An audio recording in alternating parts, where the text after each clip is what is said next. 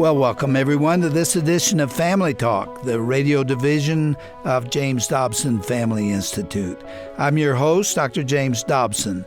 Before we begin today, I need to tell you that we're going to be dealing with some very disturbing content on our program today, and every adult should hear it, but your children should not. Please protect their little ears because this is disturbing. Since Roe v. Wade passed in 1973, and I remember that day, this country has rumbled down a terrible path of ignoring and destroying observable human life inside a mother's womb.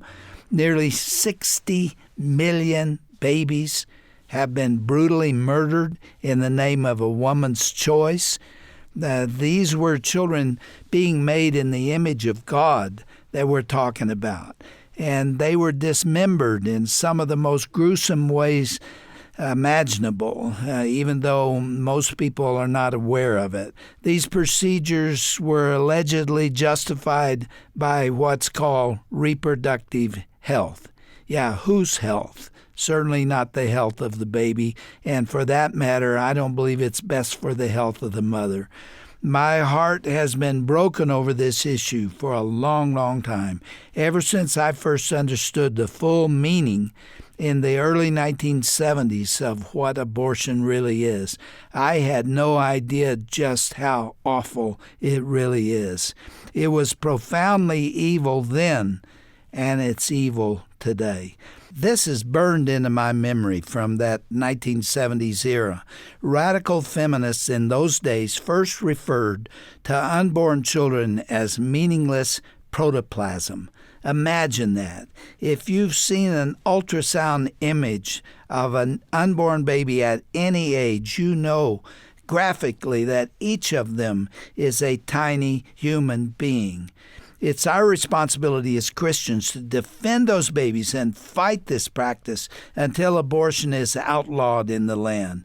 These medical procedures have been hidden by what's called today the fake media. They don't want anybody to know this story, and it's been done behind closed doors with most people being unaware of what is actually going on.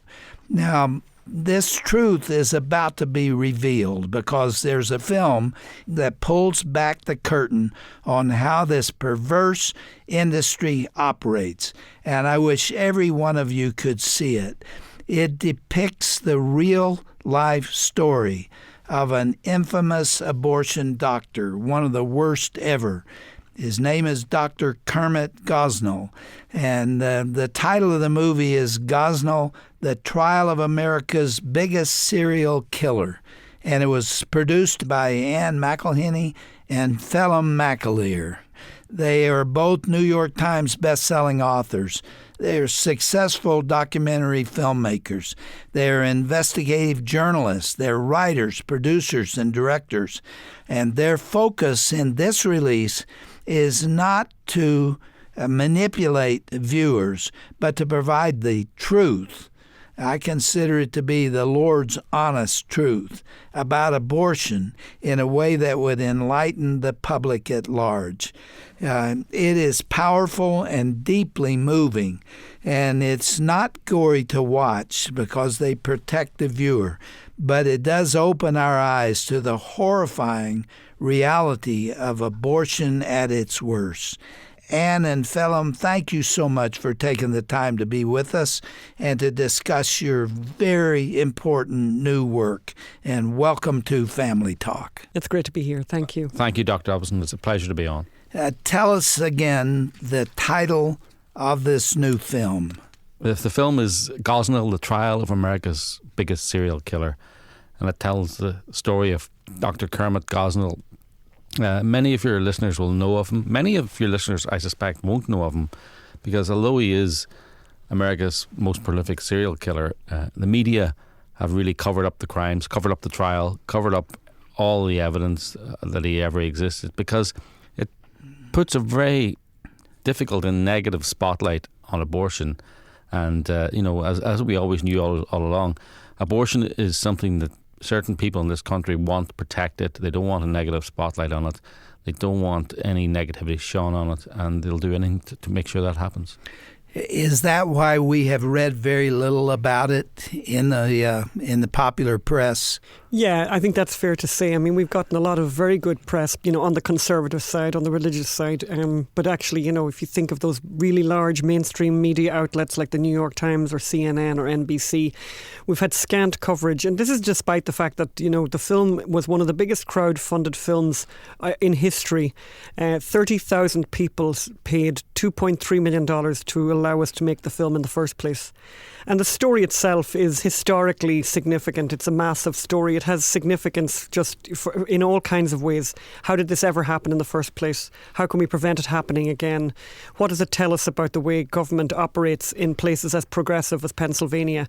And none of these questions have ever really been answered. Kermit Gosnell is an African-American in his early 70s who ran an abortion clinic in West Philadelphia for 30 years. And for 17 of those years, no one inspected the clinic. And during that time, 2 women died. Yeah, and his victims, there's so much there for the mainstream media to tag on. As Anne said, he's African-American, but he had good rooms for white women and bad rooms for black women. The victims, they were mostly minorities. One woman who died was a Bhutanese refugee. Another woman was an African-American woman. This should have been a mainstream media feeding frenzy. My background is journalism. I know how journalism works. I mean, there's so many angles here for so many stories, but they didn't want to go there because this shines really awkward spotlights on abortion, and they didn't want to go there. And so we have this film out. It was a national release. It was in almost 700 theatres. We got 2 mainstream media reviews, 400 words in the Los Angeles Times and a review in Forbes. They do not want this out here. They want to shut this down. The thing about a courtroom trial is that people can't talk politics. They can't give talking points. They have to give evidence. They have to really stand over what they say or it'll be demolished. And abortion did not come out well out of this film. Now, having said that, the film is a procedural. It's like a Law and Order episode. It is entertaining. It's not gory. We want to emphasise that to your listeners. This is a movie. It stars Dean Cain. Dean's one of the most loved actors in America. Nick Searcy directed it. You may know him from Justified. Errol Billings plays Gosnell. It's a proper movie. It's a drama. It's a trial. It's a courtroom drama. Describe Dr. Kermit Gosnell for us, the man and the monster. Yeah, so we've written a book as well about this story called Gosnell, the untold story of America's most prolific serial killer. And, one of the chapters in that is called Meeting the Monster. And Phelim and I both went to the prison at Huntington in Pennsylvania to meet Kermit Gosnell, who his demeanour in prison is like a guy who's just come in from playing golf. He sang twice to me. He touched my leg inappropriately a few times while we were there, even though I was sitting there with my husband. He lies. You ask him a difficult question about what exactly he was doing at the clinic, and he says, "Oh, you know about that," and has kind of clever answers for things and is very good at evading questions. He's very, very narcissistic. I mean, for a lot of your listeners who might have seen the Hannibal Lecter film, he comes across as that kind of a serial killer, very plausible, charming, highly intelligent, talks about how, if he hadn't been a doctor, he could have been a concert pianist. But there's something, deeply, profoundly creepy about him. It's very, very chilling, and he's a deeply, deeply evil man. The subtitle to the book says The Untold Story of America's Most Prolific Serial Killer. How is it that he deserves that title? Well, this is where it gets a little bit, disturbing. His method of doing abortion was that there would be late-term abortions, the baby would be born alive, and he would stab them with scissors to kill them. He called it ensuring fetal demise. Yeah. And in reality, he did thousands of these over in a 30-year killing spree. And we know that because the grand jury report into the case of Dr. Kermit Gosnell in Philadelphia said exactly that, that there was no doubt in the minds of the grand jury who heard evidence for almost 2 years that he had killed thousands in this way, where he, delivered babies alive and then killed them. And he also killed several patients. His chief anesthesiologist was a 15-year-old girl. He had untrained, unsupervised staff. He had cats walking around the clinic. He reused single-use instruments. People were arriving at emergency rooms with infections, being mutilated. He also kept trophies. He cut the feet off babies and kept them in jars with labels. So he's a classic serial killer in that he kept trophies and kept mementos of his killing. But however, I want to emphasize in the film, in the movie, you don't see any of that. Have you all been criticized resoundingly for doing this movie and this book? Of course. All these allegations preaching to the choir, anti-choice, this, we're just telling the truth. None of these criticisms, actually, funny enough, have ever said this fact is wrong. Yeah, this never happened. That never happened. Or they've tried to say it, and we know for a fact that this did happen. Some of the things you can't believe happened. And people have brought their teenage children, and one thing they've always said is it's led to some very interesting conversations in the car on the way home. And I was just looking on Twitter there. One woman brought her children, and one of them, was a 16-year-old, and she said it moved him from being pro-choice to pro-life. But actually, the best story we have, and from California, from Bakersfield. So a group of people were at the theatre, and they started talking afterwards. And there was this moms group there, and there was people there who go to abortion clinics, and they all said, "Let's go to the abortion clinic now." After watching this, let's get our babies. Let's get our babies, and they arrived with their babies at the abortion clinic, and they persuaded a woman. Inspired by the Gosnell movie, they persuaded a woman not to have an abortion, and now they're going to have the biggest baby shower for this baby when it's born that you've ever seen. So this movie has saved a life. Can a movie save a life? Yes, it can. Can it change a heart? Yes, it can. We get all the criticism, doesn't matter after that. It's breathtaking to know. I've read some of this man's history and what he did, what he was charged with. And even though we're not going to talk about it here on the radio, and you didn't talk about it in the film, this is absolutely horrific. What took place and how long he got away with it. It really takes your breath away. Yeah. 17 years passed and no one inspected the clinic. And if anyone had crossed the threshold, they would have found very, very unsanitary conditions, really deplorable. There were cats walking through the clinic. The toilets were all backed up with every kind of thing you can imagine. And the staff that Gosnell employed none of them were nurses. None of them were trained. None of them had anything further than a 7th grade education. So you can imagine their hygiene standards were also not good. One of them, in fact, had hepatitis C and didn't wear gloves when she was dealing with patients.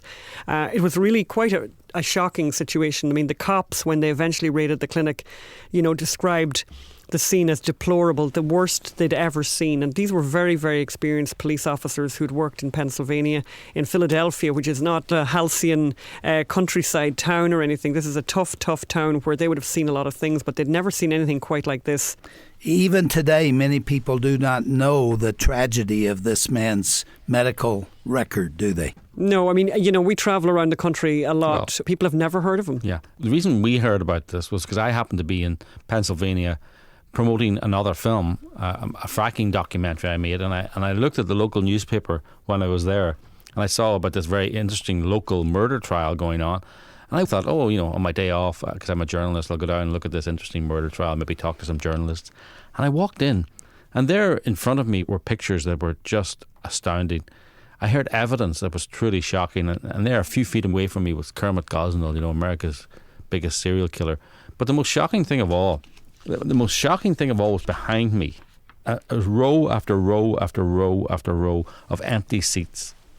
The prosecution had made sure they'd got the biggest courtroom in Pennsylvania because they thought they were going to be overwhelmed with reporters and observers and all that. Empty. I'm in the studio here, and there's more people in this studio now than there was reporting on that trial. This has every evidence of evil all over it, doesn't it? And the whole abortion industry does, in fact. Yeah, and it's very much helped by this culture of silence and all of these, so-called respectable people like the New York Times and all of those, pretending to care about truth and pretending to care about of getting information to people. But in fact, what they're really concerned about is protecting these, the sacredness of abortion that is almost like a sacrament to them. It's really quite extraordinary, and we've been really shocked by just how difficult it's been for us to get the word out. I mean, our crowdfunding campaign alone, was a historic crowdfunding campaign. That's a newsworthy aspect of this movie. And yet, it's been ignored by all those mainstream mainstream outlets, and they're clever about it. However, they're very good at promoting pro-abortion content. How many movies are coming out, Phelim? I think there's 3 pro-abortion movies coming out in the next year, about the heroic efforts to legalise abortion in this country. They know abortion is in trouble. They know people are realising finally what abortion is. They don't want that to happen. They know that if people really knew what an abortion is, then they wouldn't be for it, that it would become a deeply unpopular practice. And they're scared of this, and this is why it's all hands on deck to shut us down. Ann, how did you come to be involved in this film? So Phelim and I are married, and Phelim, as he said to you, he came across this story very much by accident. He walked into the courthouse, got the court transcripts, and we read, the evidence that he had heard during those days that he was in the courtroom, and we decided, there was nothing else we wanted to do but report on this, because there's something really deeply offensive about the fact that it wasn't reported.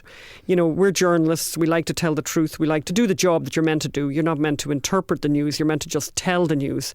And that's what we're doing here. I mean, we haven't done anything except for tell the story. I mean, the movie is very much a telling of how this guy was found, what was discovered about him, and how the trial progressed, and how eventually he is now sitting in a prison facing, he's got 3 life sentences that he'll never see the light of day. What charges were brought against him when all this came to light? Originally, he was charged with 7 counts of murder. And first-degree murder. First-degree murder and the murder of 1 patient. The grand jury, interestingly enough, wanted to charge him with over 100 counts of murder. But that was vetoed at the very highest level of the Philadelphia Police Department, because they're very, very proud of their declining rate of violence in the city and their declining murder rate. And they realised that if they allowed these murder charges to go ahead, the 100 murder charges, then it would show a spike in their murder statistics. Oh. So in the end, he was convicted of 3 murders, convicted of killing a patient, convicted of 240 violations of the existing abortion law. Yeah, and then later on he was charged with the drug offences, being one of the biggest distributor of illegal drugs in Pennsylvania, and he received several life sentences for that as well. He should have gotten the death penalty from my point of view. I can't imagine the man being allowed to live. Interesting you should say that. It was capital murder. Sorry, he was charged with capital murder offences, and the death penalty was on the table. We've spoken to the jury. The jury were perfectly willing and ready to give him the death penalty. But this was Pennsylvania, and I think the prosecution knew that he was going to appeal and appeal and appeal, and the chances of him he was in the 70s, the chances of him being executed were low. So they did a deal with him that if he waived his right to appeal, they would just ask for a life without parole, not the death penalty. And he did that deal and waived his right to appeal. And once he was sentenced to life without parole, he immediately went to prison and immediately started appealing and appealing and appealing. He broke his word to the prosecutor. It seems you can't trust a murderer these days. And of course, the abortions under law were legal. Yes, but there was a distinction, obviously, because he delivered babies alive and then cut their necks with scissors when they were already alive. Goodness. So there's a difference between that. That makes me sick at my stomach. Well, and I can tell you that it made the jury sick to their stomachs. I mean, one of the most powerful sections of the movie, and we're getting this report from all over the country, people who are seeing the movie, where the legal abortion doctor is asked on the stand to describe what a legal abortion is like, so that the jury can make a distinction between that and murder. And I can tell you that we spoke to a lot of the jury, and they found the distinction to be unworthy of a distinction. They thought that the 2 things were very much the same, and they thought it was unfair almost that he was being charged with murder when what a legal abortion is seemed to them to be murder as well. So they were very, very shocked by what was legal. And I think this is one of the really valuable parts of the movie, is that people get an education on, how a legal abortion looks, and people, when they hear it, don't like it. And it's not, we didn't make it up. It's actually taken from the trial transcripts from 2 different abortion doctors who gave evidence during the trial and were asked that question to explain to the jury how is it done when it's done well. And I can tell you the jury were not impressed with that description. They found it, as shocking, and in fact, in one case, more shocking than the description of the murders that Gosnell committed. Well, we're out of time. Let me just thank you all for having the courage to tackle this subject. It's so controversial, and yet somebody had to tell the truth, and the 2 of you stepped up to get that done. And the man is now in prison. That's, I guess, the least that we could have expected to come out of this trial. but it's probably happening in a similar way in other places. Would you think? Absolutely. Yeah, we've no doubt. We've no doubt about that. Go on our Facebook page, Gosnell Movie Facebook page, if they want to write to us, if they want to ask us any questions. You know, we've got people all over the country writing in, telling us amazing stories. We've got photographs of people who've been to see the movie, children, you know, young people's groups. It's very inspiring. The people wanted this movie. They paid for it through crowdfunding. And then when it came out, they wanted to support it, regardless of the mainstream media's attempt to suppress it. And we want to thank people for that. Many of them are your listeners. Yeah, we're very, very grateful to them. We've been talking to Ann McElhinney and Phelim McAleer, and I want to say to our listening audience, you owe it to your consideration of the value of life to at least inform yourselves of what has gone on and what is probably still going on. And we need to continue to fight for the value of life and the preservation of these tiny babies who can't speak for themselves. Thank you, folks, for being our guests and for creating and helping you create this movie.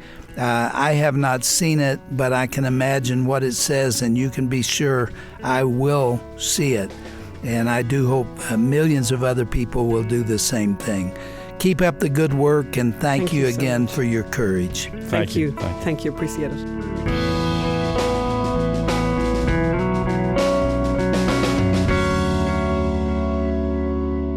Well, that conversation with Phelim and Ann deeply moved me, and I hope it did you.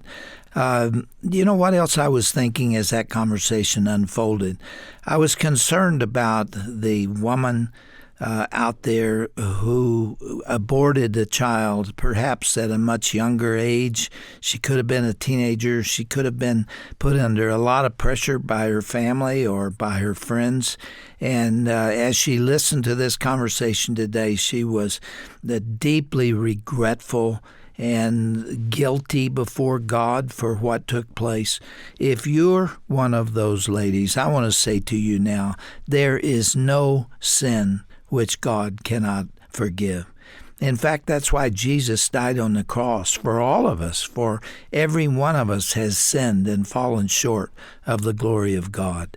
And rather than struggling with an earlier decision that you deeply regret, take it to the cross. And I know that forgiveness and reconciliation is part of what Christianity is all about. And I don't want you to leave this program today feeling wounded for something done earlier. But let me also say the precious life that is inside a mother's womb must be protected from the evils of abortion and monsters like Kermit Gosnell. If you are pregnant and wrestling with this decision, or if you know someone else who is, I trust that you will go to a crisis pregnancy center and they will provide help and encouragement to you. They will give you, most of them, an ultrasound of the baby that's inside of you, and they will help you make the right decision. If you don't know where such a clinic is, there's an organization we're affiliated with called the Human Coalition, and they will help you locate such a ministry. Their mission is to truly care for mothers and their families through this process and to provide support along the way. Learn more about their organization on our broadcast page at drjamesdobson.org. Now, you'll also find information about Phelim and Ann's documentary, Gosnell, as well, and that's at drjamesdobson.org, and then click on the broadcast page. Well, that's right, Doctor. I'm Roger Marsh, and boy, I was sure moved by today's broadcast. You know, the horrors of abortion continue around the world, and even in our own country, one of the most affluent and prosperous nations on the planet. An estimated 62 million abortions have been performed since the Roe v. Wade decision in 1973. But, Dr. Dobson, you are so right. There is hope, forgiveness, and redemption in Jesus Christ, no matter what has happened in your past. I want to mention that Ann and Phelim's movie, Gosnell, The Trial of America's Biggest Serial Killer, is available to watch on demand. You can access it, and we encourage you to do so. For more information how to watch the film, visit gosnellmovie.com. That's GOSNELL movie.com, and you can find all the information there, or you can visit drjamesdobson.org/broadcast, and we'll have a link on that side as well. Now, if you have any questions about Family Talk or the Dr. James Dobson Family Institute, won't you give us a call? We're here for you 24 hours a day, 7 days a week to take your call and to pray with you as well. Our number is 877-732-6825. That's 877-732-6825. Thanks for joining us for this important edition of Dr. James Dobson's Family Talk. May God richly bless you and your family this day and every day.